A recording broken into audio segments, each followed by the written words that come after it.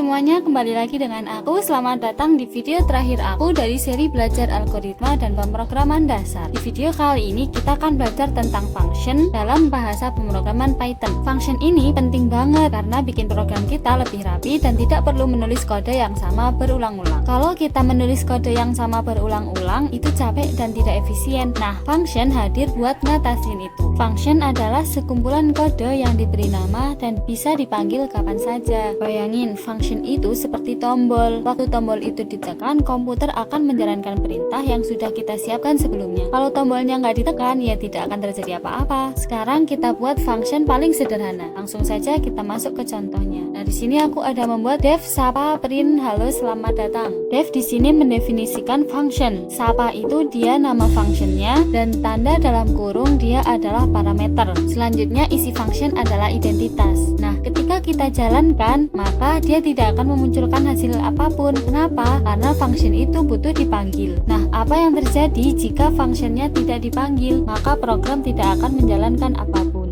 Kode ini belum menghasilkan apapun karena kita baru membuat fungsinya saja. Supaya function ini bekerja, kita harus memanggilnya. Dengan apa? Nah, di sini kita harus memanggil nama fungsinya ini, si sapa dan parameternya. Dan ketika kita jalankan, keluar halo selamat datang. Nah, function juga bisa menerima data. Misalnya kita ingin menyapa orang dengan nama yang berbeda-beda. Contohnya, def sapa nama print halo nama. Nah, ketika kita jalankan, dia tidak akan keluar apa-apa. Kenapa? Karena sekali lagi function ini belum berjalan. Function itu butuh dipanggil. Nah, panggil nama functionnya, sapa nama functionnya, sapa nama, ya kan? Nah, kemudian isi parameternya dengan nama yang ingin dipanggil. Di sini kalian bisa membuat sebanyak mungkin. Nah, misal kita ingin menyebutkan nama-nama berikut ini. Ketika kita jalankan dan langsung muncul halo Dinda seperti itu ya, dan seterusnya. Hasilnya komputer menampilkan sapaan sesuai nama yang kita masukkan. Nah, jadi ketika kita ingin memasukkan nama beberapa orang, kita nggak perlu nulis lagi def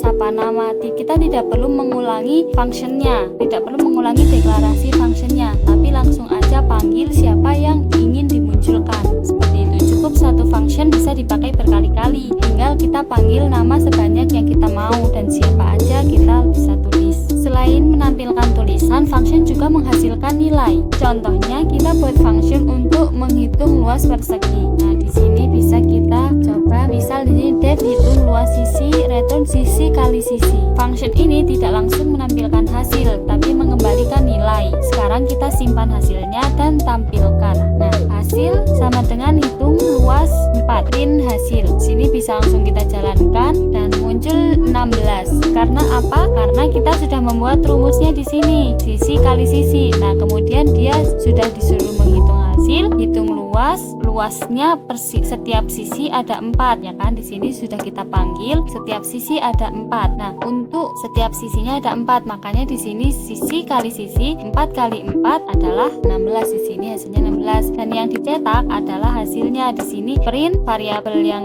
di dalamnya adalah hasil ini tadi. Seperti itu. Perlu diingat lagi, catat ya, garis bawahi. Print itu digunakan untuk menampilkan hasil ke layar, sedangkan return digunakan untuk mengembalikan hasil agar bisa dipakai lagi. Kalau kita mau menghitung, menyimpan atau mengolah hasil, kita gunakan return. Nah, sekarang contoh lagi, kita akan membuat function untuk menghitung keliling persegi. Nah, di sini ada def keliling persegi, isi functionnya sisi, return 4 kali sisi, print keliling persegi 5. Kita coba jalankan dan dia keluar 20. Karena apa? Karena sisi ini tadi adalah 5 isinya ya. Jadi print kemudian variabel atau nama function, dan di dalam sini ada identitas, di dalam parameternya ada isi function atau identitas. Nah, di sini sisi itu tadi di sini kita membuat return 4 kali sisi. Sedangkan sisi itu tadi yang ada di dalam parameter atau identitas function. Di sini kita isi identitas functionnya, membuat contohnya 5, angka 5 kan. Jadi dia menghasilkan 20. Dengan function, program kita menjadi lebih rapi, mudah dibaca dan mudah dikembangkan. Pada seri video ini kita sudah mempelajari dasar